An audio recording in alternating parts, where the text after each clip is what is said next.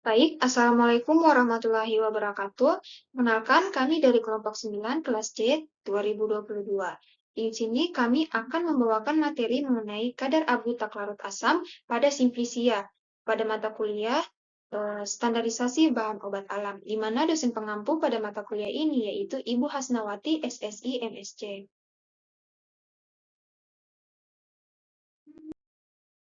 Adapun anggota dari kelompok kami yang pertama ada rekan saya yaitu Muhammad Asrul dengan NIM O1A1222044 dan dengan saya sendiri yaitu Muhar Mekasiantri dengan NIM O1A1222136.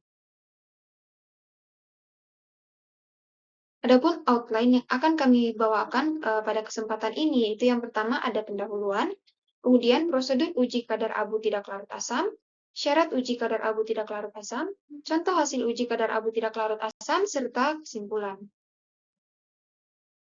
Baik, langsung saja masuk ke bagian yang pertama yaitu pendahuluan.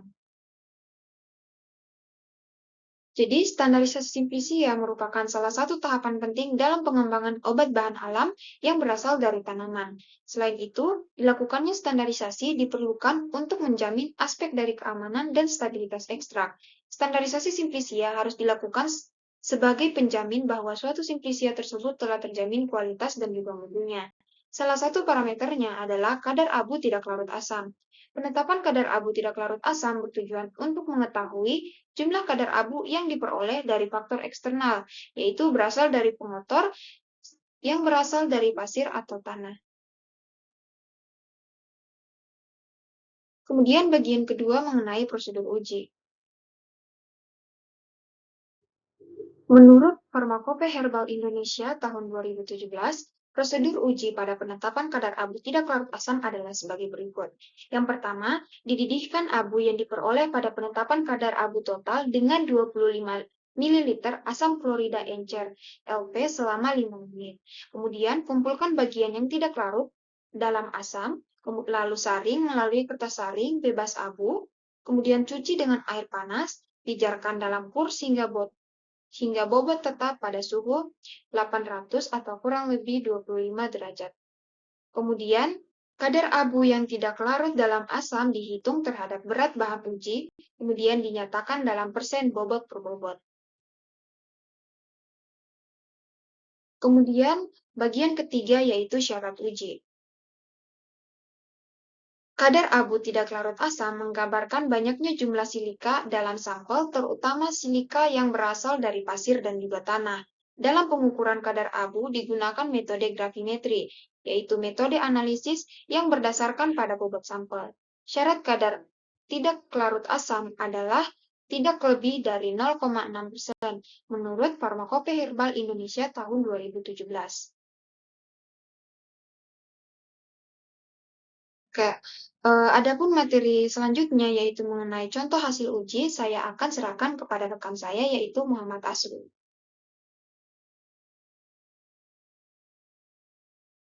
Baik, saya lanjutkan contoh hasil uji. Jadi contoh hasil uji ini adalah contoh yang hasil yang memenuhi syarat, di mana bisa dilihat pada tabel.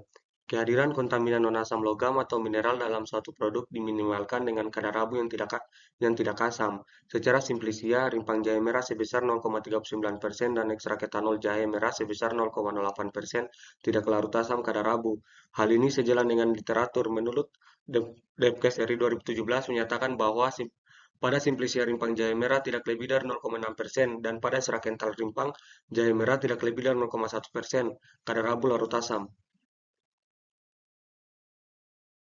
Sedangkan ini merupakan contoh hasil uji yang tidak memenuhi syarat, di mana dapat dilihat pada tabel bahwa hasil uji kadar abu tidak larut asam itu sebesar 2,23%, di mana ini tidak memenuhi syarat. Adapun beberapa hal yang mungkin menjadi penyebabnya adalah penentuan abu tak larut asam dilakukan dengan melarutkan abu pada penetapan abu total dengan asam klorida 10%. Hasil uji kadar abu tidak larut asam 2,23%. Pada simplisia lebih tinggi dari persyaratan Pharmacope Herbal Indonesia yakni tidak lebih dari 0,6%. Dari hasil yang diperoleh dapat dikatakan bahwa hasil tidak memenuhi syarat dapat diakibatkan oleh beberapa hal diantaranya pengolahan yang kurang bersih pada tahap pencucian bahan segar dan suhu pengeringan yang tinggi sehingga banyak air yang teruap dan dari bahan yang dikeringkan. Baik, materi selanjutnya yaitu kesimpulan.